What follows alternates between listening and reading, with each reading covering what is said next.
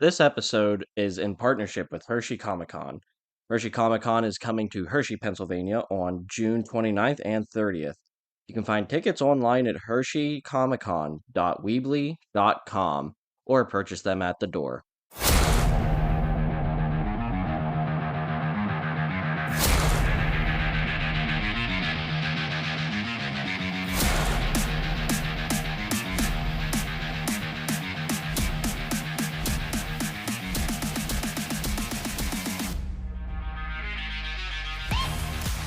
To Unbuckled Comics. If you're new, welcome. There's a liability form on the back table. Next to the Reporter's Pass, we have an interview today. If you're returning, thank you for your continued support. I am Unbuckled Cape, your host of this comic book podcast. And today we're not talking comics, but we're talking comics. We're actually talking with inker Bob Almond.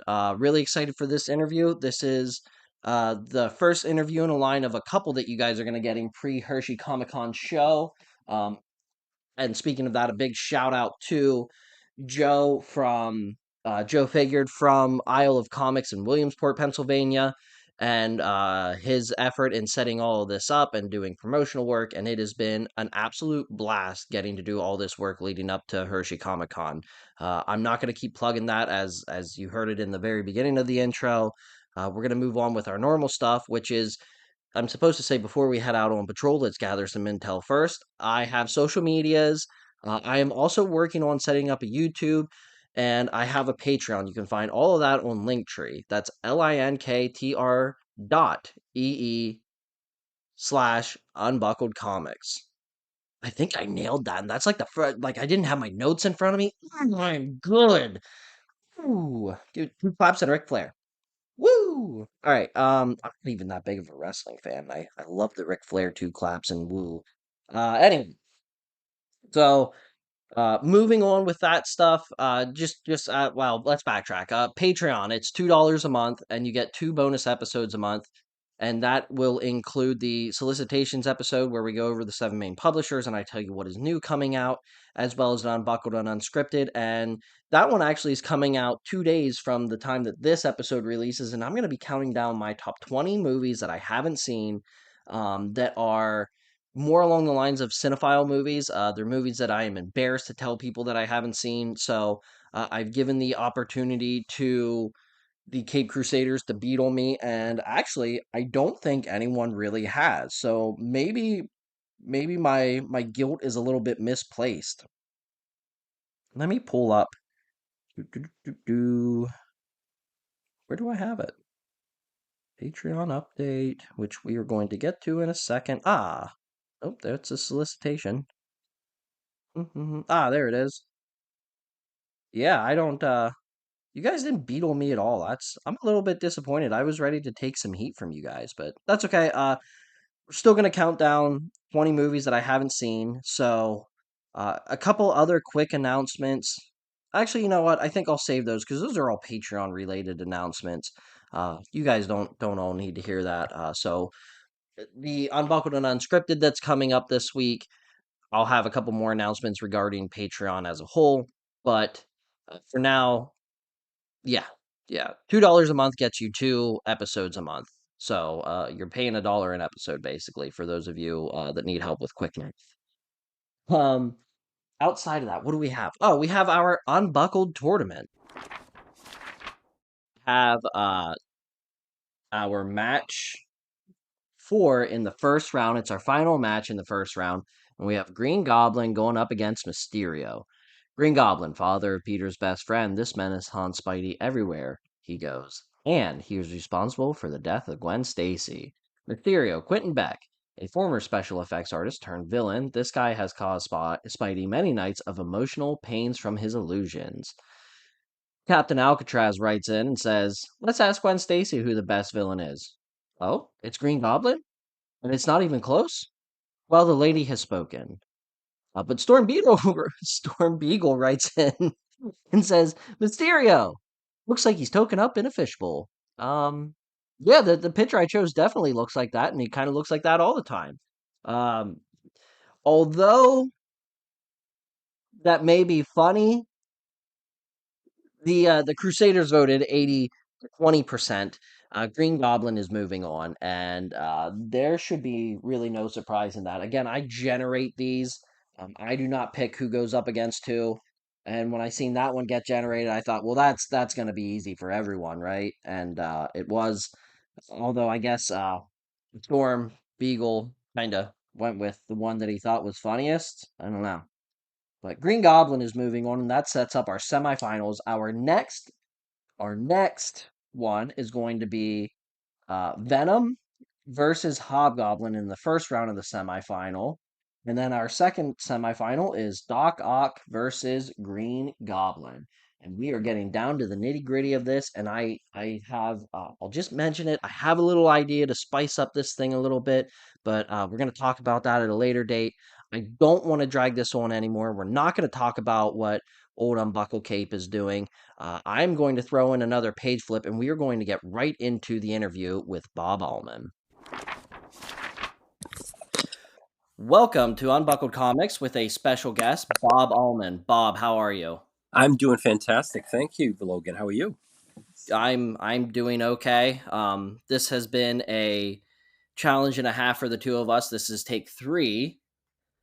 But I'm still looking forward to get this. You have a lot of good information, a lot of knowledge in this industry, and we're gonna persevere because it's important to have you heard by the unbuckled listeners.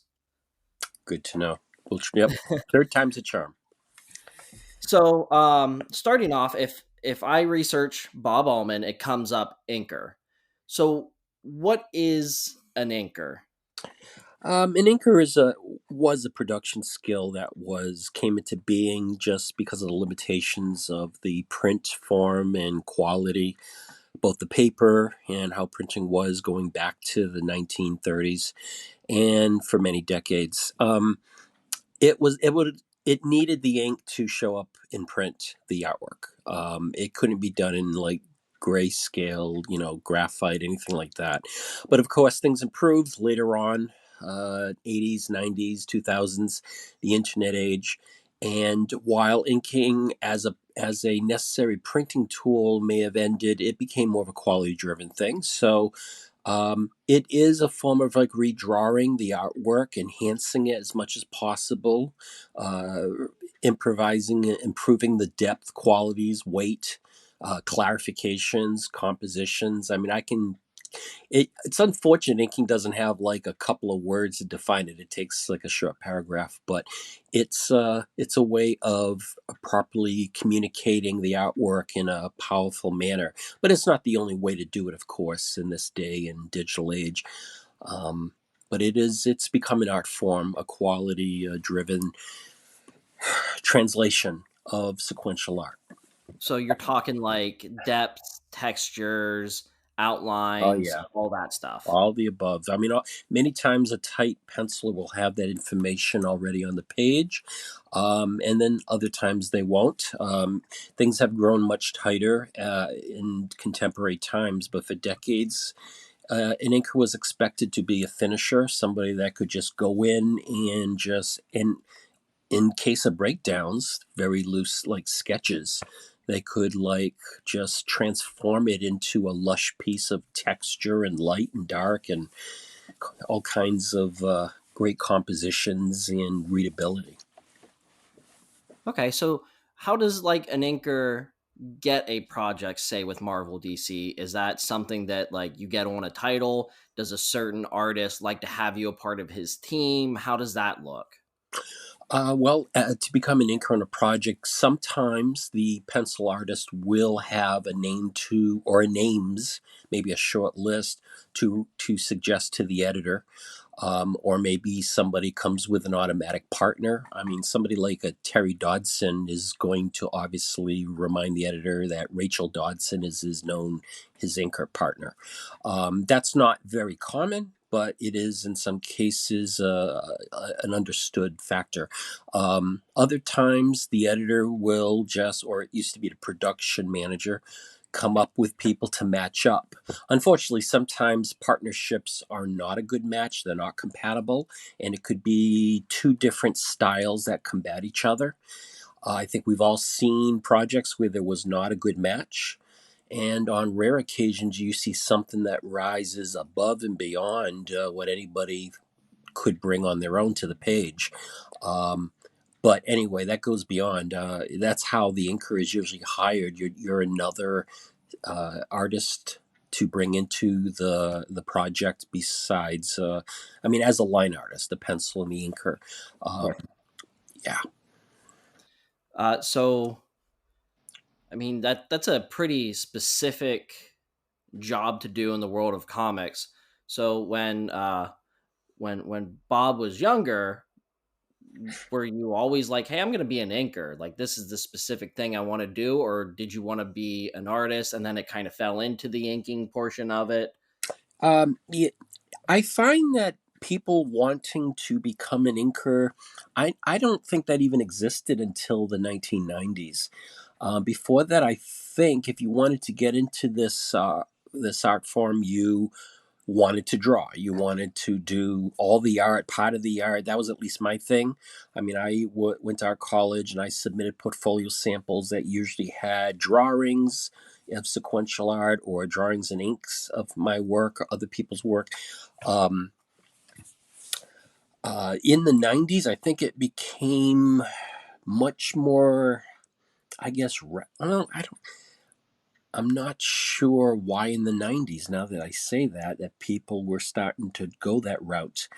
I think probably because things were so good in the early 90s with sales before the bottom fell out, that it might have been considered maybe a more accessible um, option to try out. I mean, there was more work than artists available. The pay was good, probably the best it's ever been. Um, I mean, there are still people that will try to be art inkers now. I'm not sure they're always aware of limitations with the decline in publishing, less demand. But yeah, that's what I think has been generally, or at least it used to be, is the artist would try to get in to handle part or all of the art, not just the inking, until the last couple of decades. And but it isn't. It's not as lucrative. The only way you can make, I think, a living at it is if you are quite fast and prolific. It's all in volume.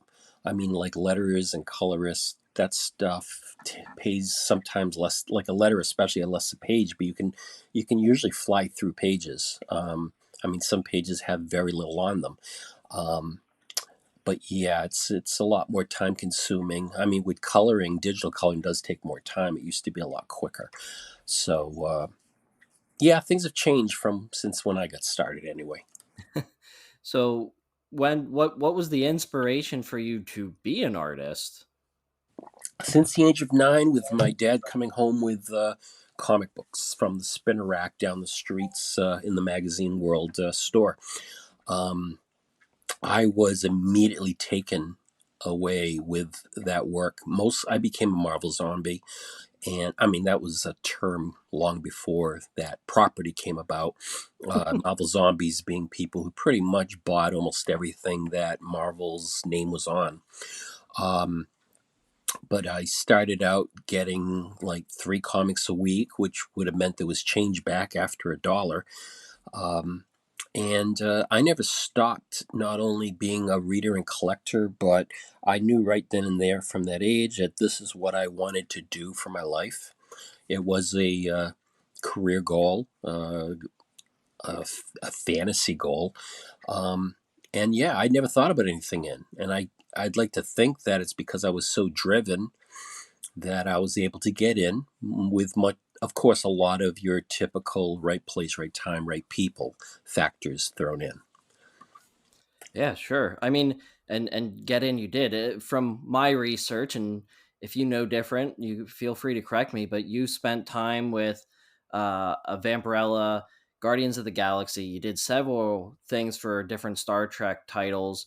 And I see 34 credits for Black Panthers in the early 2000s, and then 21 credits for Adam Warlock and the Infinity Watch. Is that correct for the most part? Yes, for the most part, all very correct. Um, You to keep yourself competitive, you got to be adaptable. Um, Obviously, a lot of us have done the same, like being in different genres. I've worked on not just superhero books, but horror books, science fiction, fantasy, different kind of things, and that always keeps it interesting. You know, the challenge of being able to do that kind of work. Been very fortunate. I mean, I love playing in the box of Marvel sandbox of Marvel characters. Always the classic characters, yeah, classic DC characters in many cases. I mean, working on properties like Star Trek is and Nightmare on Elm Street and Vampirella. This is like a dream come true. Obviously, now my heart tends to be mostly on the superheroes, but I also was a horror buff thanks to our father raising us on that kind of entertainment. So that material is also very fascinating to me to work on. Um, so yeah, a lot of different projects. So being a self-proclaimed uh, a self-proclaimed Marvel zombie, what was the first Marvel title that you did work for, and what was that like when you realized that your name was going to be tied to a Marvel character? Well, being that thanks to Bernie Wrightson and especially Jim Starlin, I was able to get hired on Jim's return to Marvel in the late '80s, early '90s on Warlock and the Infinity Watch, which was the first spin-off after the very popular, successful Infinity Gauntlet series. Now, I was a huge fan of Jim Starlin growing up, among several other creators, and I collected and followed, yeah, some of it through back issues, but you know, his Captain Marvel, his Adam Warlock. I mean, some of my earlier things, the first stuff I picked up was, well, it's the tail end of it all, but the death of Adam Warlock, death of Thanos, or at least the first time, and followed him through his Metamorphosis Odysseus and Epic and other things. Having him helping me get hired and working with his property, his characters that are very close to his work that he's connected to constantly, like Warlock and Gamora and Drax Destroyer and Thanos. Uh, yeah, I was pinching myself every day. I mean, I think for the first 2, 3 years, I was every day I'd wake up like, wow, I can't believe what I got to do today. Um, and the pages showed up, the first ones from Marvel through FedEx back then, before everything was sent by file digitally. And I got my first pages to Ink Angel Medina on Warlock number 5 on my birthday in January in 1992, which launched my career when I was 25. And I was just floating on clouds at that point. Working with that and through that office, the Cosmic Marvel office at the time, where I was able to do bits and pieces of work on things like Silver Surfer and Guardians of the Galaxy and Cosmic Powers. Um, Warlock, I was on for about 2 years, just working on Angel Medina issues and then later on Tom Grinberg issues and other people. So, yeah, that was quite magical a time for me. I could only imagine. And you said that Jim Sterling is the one that got you in. How does that happen? In college, I had to do a project picking an illustrator to do their story, a paper on them, and some work in their style. And a friend of mine who worked for New England Comics, which is a chain up in Massachusetts, New England area, had some contacts he shared with me. I gravitated towards Bernie Wrightson's name. Um, an interview was done following that with his wife and then him. They live in upper state New York. And after they were kind enough to, you know, accept the call from the stranger on the phone and do lengthy interviews with me, they invited me to their annual Halloween party. This would have been around 1986, 87. So I went with my brother, my girlfriend at the time, now my wife, and we traveled up there and we did regular visits to the annual event. Got to meet a whole lot of the uh, artists of this community in upper state New York. I mean, New York City was at the time the publishing capital of the country, of the world. And it led to me eventually being invited to their quarterly critique parties, which were them and their neighbors inviting others over to their rotating house venues and showing each other their latest work, not really critiquing, mostly for just eating and drinking merrily, having a good time.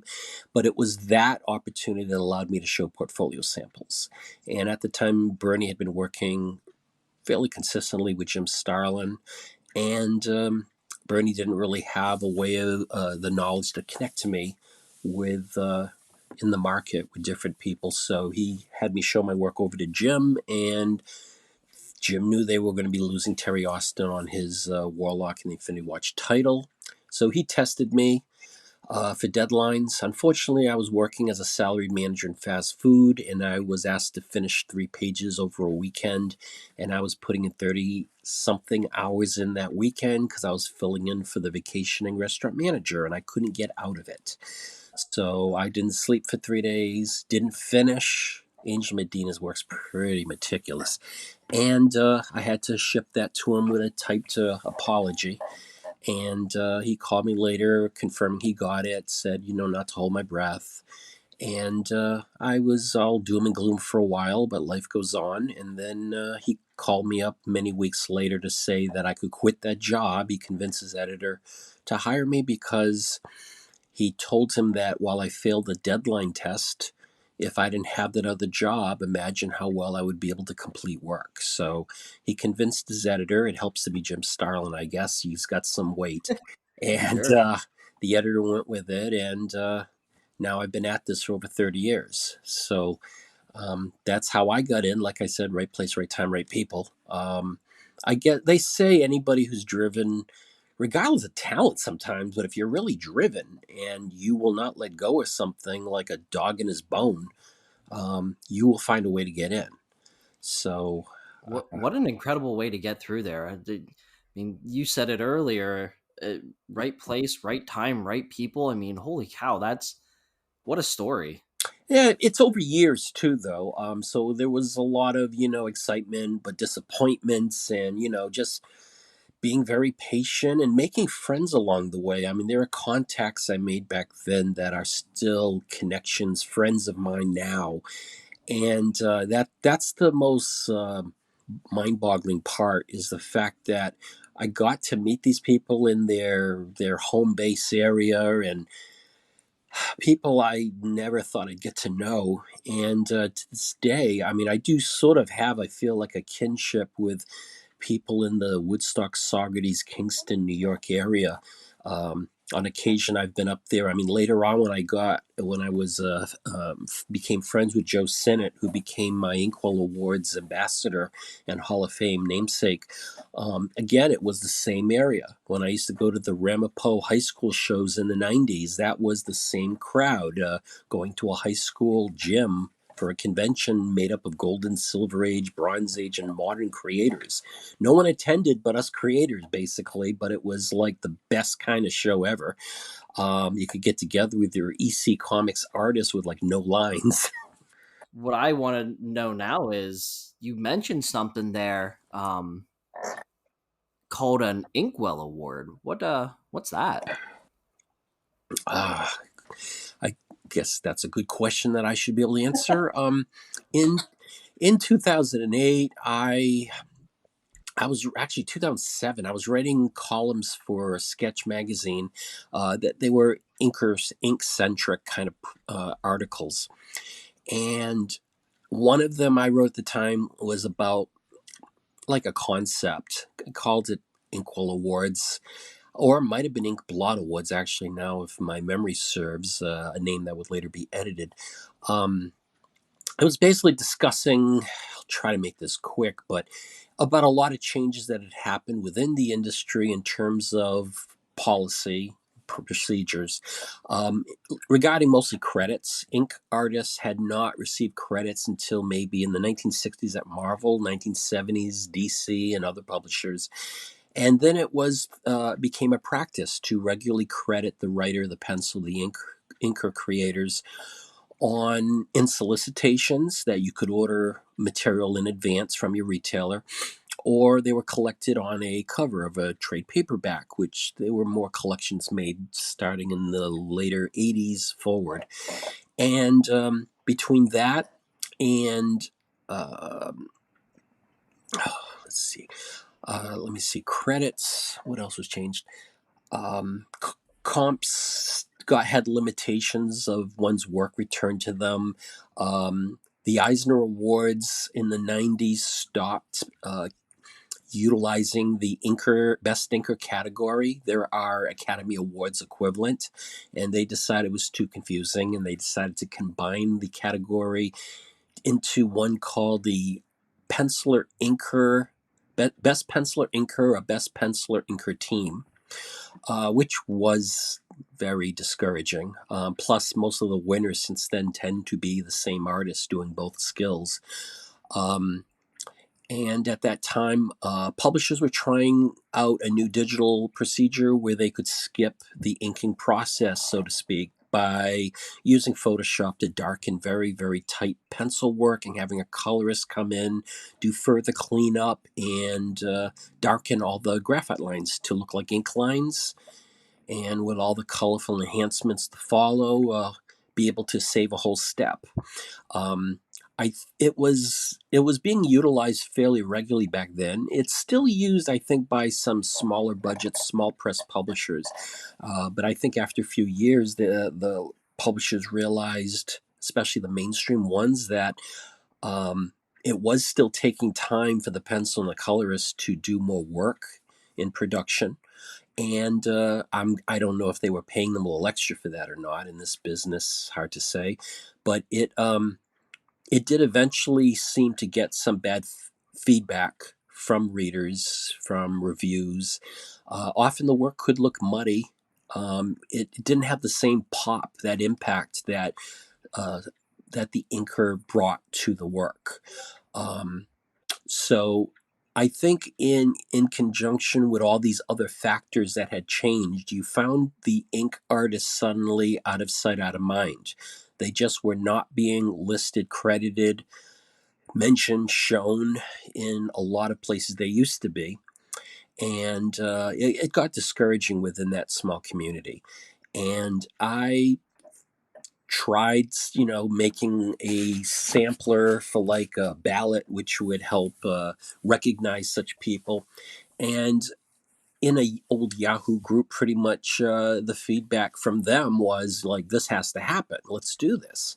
It's like, okay, who do we choose to organize this? And of course, everybody's like, You've got all the ideas, and you can do it." And which I thought was absurd because I'm not what you would call a very recognized talent. So I didn't. I thought it'd be shooting us in the foot having me run it, but no one else wanted to run it, so it became something that I took on. I kind of looked at it ultimately as, if this fails to promote the art form and the inkers for their good work, then I can't say that I didn't try. At least I gave it a shot, and if I failed, so be it.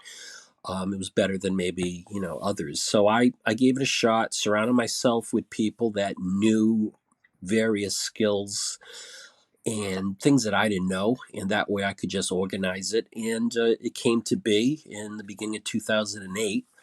Um, and our first season was pretty much just 6 to 8 months before we were able to have voting and have winners for our first ballot, which was all done online. Um, it's been 16 years Holy now. cow, that's incredible. And yeah, let's jump ahead quite quickly. We're still at it. We've improvised quite a bit. There were changes made in categories and in our process, some new categories added, a lot of fall on your face, live and learn kind of things. People don't like to admit that, you learn from something that you might have made mistakes early on, but that's just life. Oh, People like yeah. to just ignore that stuff. But it's what makes us, I think, constantly better. We're very transparent. We're constantly learning, improving. I don't know how much more known we're getting. I wish we had more support from the press, comic book press, like the online news. But Yeah, we are going into with the next host show, which I'm sure we'll be covering here at the Hershey Con. We're going to be having our first live awards ceremony in 5 years since before the pandemic. It'll be our 10th awards ceremony, and we're extremely excited to have that. Yeah, and I mean, that's what an incredible thing to do. I mean, you talk about getting started in 2008 and how difficult it is to get any recognition, and then a lot of things in this world did not survive the pandemic, and here you are, the Inkwell Awards keep going, and you're back to doing live shows, which is incredible. Just a little bit more about the Inkwell before we switch over to the live event. How do you choose your recipients? We have a separate independent nomination committee made up of different professionals and non professionals in our community. Sometimes they rotate, they change per year, but they can be anywhere from online bloggers or reviewers to other creators. And sometimes they can be retailers and God, it's anything under the sun. We'll take informed, readers Yeah, and sure. collectors if they've been at it for a while. As long as they understand what the art form of inking is, what inkers do, what they bring to the table, they will nominate ink artists, whether they ink themselves or other people from the previous year of work, and then from there, that gets all tallied, validated to make sure it's all eligible, and uh, and then the ballot goes out to the public to vote from the nominees given, and that's when it's announced either later online, like it was the first 3 years, I think, and during the pandemic period. From 2011 to 2019, we had mostly a Heroes Con host show. The next one took over for 1 year in 2019, but as mentioned, that pandemic put people, out of work, so that show closed down, and thus we went 5 years before we ran into the Hershey Con offer. Um, so that's how the nomination committee puts together the nominees on the ballot. For lifetime achievement, that's done from an internal committee made up of thus on the core committee, the brain, the think tank, the also our senior contributors, made up also of our ambassadors. We have various ambassadors that are meant to represent and support us, and former Hall of Fame recipients. For a long time, it would be Joe Sinnott and his son Mark Sinnott were members, but it's a voluntary thing from a whole slew of people, and that's how the lifetime achievement winners come about. Very cool. If I wanted to vote, how do I vote? Where do I go to do that? Uh, we will have it on our website, on our homepage. And you don't Uh, you I'm know, gonna have all of your links and stuff in the description of this episode, so don't worry about excellent. public, That because helps. I know I have a hard time remembering all of my different links and stuff. Yeah, So yep, so I will have yeah, links yeah. to the homepage, but on your website is where we can find places to vote. Um, Yes, once it's announced, it's usually in the spring. You go there, and yeah, you have to vote for all of the five categories, and that's submitted, and that's that. ex- Then we announce. so what if I want to watch it? Oh, for the live awards ceremony, if one is not already attending the show, that would be done either through we're hoping to do a live stream of it, but also record it to be on video soon after. We've done this in the past, not every single year. There's sometimes been technical difficulties, but we usually host a video, and that way you can see it from afar. Nice. Hmm. So your host place is Hershey Comic Con, which is the reason you and I actually have gotten together. Joe Figure asked me to do some podcast promoting. He asked me to look at the list of guests coming and pick out who I wanted to talk to. I seen your name on the list. I thought, boy, someone that created a foundation for inkers, somebody that saw an injustice within his industry and decided, hey, I'm going to do something about that. He got me your email, told you who I was. We got together. Here we are doing this. I am very excited for Hershey Comic Con. And what I really want to know from you, aside from them now being your host show, just any old convention, what's it like for you going to a convention, sitting on the other side of the table, if you will? I realize I just want to mention that the reason I'm really excited about having a host show again is our number one job, because I don't think I've mentioned this really, is to promote and educate about the Inkwell Awards. I mean, I've talked about what inking is, and things that I've noticed that had changed in the business. But what we feel our mission is to promote what we do and what the artists bring to the table, but also education, because most people don't have a reference point about what an inker does. I'm sorry I didn't kind of No, stress no, that that's early fine, and on. that's actually a great point, and We don't look at ourselves as being the most important, aspect of comic book production at all. We feel that all of the extra attention, for example, brought to digital colorists is very much justified, more than worthy of that. We just feel that it's just a lot of things have changed, putting less of a light on what we do, and we just want people to remember, to understand, if they didn't before, what it is we do, what we bring, and hopefully appreciate what that work is, because before that they probably did not quite understand yeah, what we did. sure. All right, No, that's fine because now the your first current. question I asked you was, "What is an inker and what's the inking process?" I mean, it's completely understandable. That is one of the more undescriptive job titles because I open up a comic book and see so and so is a colorist. Well, I can understand what a colorist does. It's in the name. Yeah, exactly. I think in our early two interviews, I had stressed that at a better time, and some subconscious thought, like, were suddenly reminded me, like, "Hey, you didn't get to say this." So, yes, sorry to interject, but I feel like it would have been a lesser effort for me not to have Oh, stressed certain absolutely. words and Doing details. As for being on the, I'm No, I sorry, was you were just I saying? was just gonna say you're doing yourself a little bit of a disservice if you didn't get that in there. Yeah, no, I Yeah, totally get it, yeah. and I'm glad you did I was. interject. But yeah, going back to my question as we get close to the end here, what's it like for you being on the other side of a table at a comic convention where people are coming up to you and Um, maybe asking for autographs or talking about some of your work? What's that like? uh, it's become more, commonplace. Of course, you do something for decades.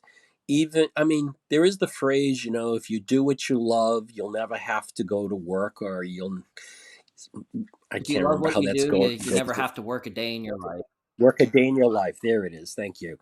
Um, but sometimes you do it for decades. Long work days, very little sleep, over and over. It does maybe start feeling like a job, but at the same time, um, what a way to, you know, do something that you love. I mean, you're not going to make a lot of money doing it unless you're super fast or incredibly, beyond skilled. But it's my comfort zone. It's my passion. So when I'm at a show, um, it's still surreal. I still have an aspect of that I feel, but at the same time, I'm just loving it. I find myself, even with little to no sleep, um, you get that this like adrenaline flow, and I can just go on and on. And you get me on topics. People ask me questions. Bringing up projects that I worked on. I'm nonstop. It's like trying to shut me up. Good luck. So I have a great time. I'm still in awe of all these giants who walk amongst us. That I'm part of that community now, and honored, flattered. You know, it's like a dream. A lot of these people become friends, and you're just very, very rewarded, I think, to have these people. I never take it for granted. People that I've made friends with that at one time were just names that I idolized. Um, so conventions are very exciting because I get to see old and new friends. You know, you get to connection directly with the fans, and hell, it's a comic book convention. You know, no matter how much work is there, it's always going to be fun and Yeah, exciting. yeah. You now the Hershey specifically. What's special about the Hershey one? Well, Joe met me at a show at the end of last year, and he approached me about the offer about being a host show, and um, I was waiting for the right promoter to approach me or to approach a promoter if I thought there was an interest there. But I was not in a rush either. I mean, there's a lot involved with doing these kind of events. And that's why, I mean, yeah, there might be less attention on what we're doing out during the pandemic, but it was, there were less variables, you know, less problems. I mean, uh, having to do a show again, I wanted to wait until I had somebody that really wanted to do this and was willing to not only is willing to do something and help us as a partner with financial support to help us with expenses that accrue with this kind of project, and also somebody that was close enough that we could drive to them without blowing a whole day like it was with North Carolina Charlotte Heroes Con. um, he made very clear that he wanted to, you know, add something special to the HersheyCon experience, give back to the community, show attention towards these artists that he understood are probably not, they're probably underappreciated or misunderstood. And that's all I needed was that excitement and that sincere interest. And we've been talking and discussing things, and he's they've been very accommodating, him and his staff. And I am so excited to see how this plays out. Um, and I'm a little rusty, but I'm really looking forward to making this work. Um, I mean, you know, we're hoping that it will bring a lot more attention and excitement to the show, as well as obviously more to recognizing us as an advocacy. And Yeah, sure. it just sounds like a fun event. I can't wait to do this all over again. Uh, you know, return to that, and it's looking to be a long term arrangement. So very Yeah, excited. I mean, I'm excited. I can't believe we're still in May. I'm ready for the end of June already. The Inkwell Awards. I Yeah. can't wait to see how that turns out. I can't wait to get there and actually meet you in person and some of the other people that we're going to be talking to here in a little bit. I'm always excited to go to a convention, but something that you had mentioned that I will reiterate: the community there is just so much fun, and going around talking to people. And prior to a convention, now I find myself reaching out and like, hey, are you going to this one? Cool, I'll see you there. It is such a cool experience. And for those of you listening that maybe haven't gone to a convention, if you want, the Hershey Comic Con tickets are still on sale online at Hershey. It's hersheycomiccon.weebly.com. You can pre-order tickets, or you can buy tickets at the door. uh, Bob, I think that third time was the charm for us. Before we risk any more incidents, this has been a great conversation. I can't thank you enough for doing this for me, and I very much look forward to meeting you here in about a month. All the same exactly are my sentiments. Thank you so very much for your patience and kindness through all of this, being very accommodating. All right, and until next time, guys, get out there and save the world, you bunch of heroes. I'd like to just take a couple seconds here to give a huge shout out to my Cape Crusaders, the Patreons over at Unbuckled Comics. Without you guys, I just don't feel like I would be doing this anymore. You guys are a huge part of what keeps me motivated. So a big thank you to Storm Beagle, co-host of the Retrotopia podcast, Sergeant Pickle, Jared, Big Kid 782, Because 19, Fallen Snow Kiku, Randy of the Rewatch Play podcast, Captain Alcatraz, and Captain N, the other co-host of the Retrotopia podcast. You guys are my heroes.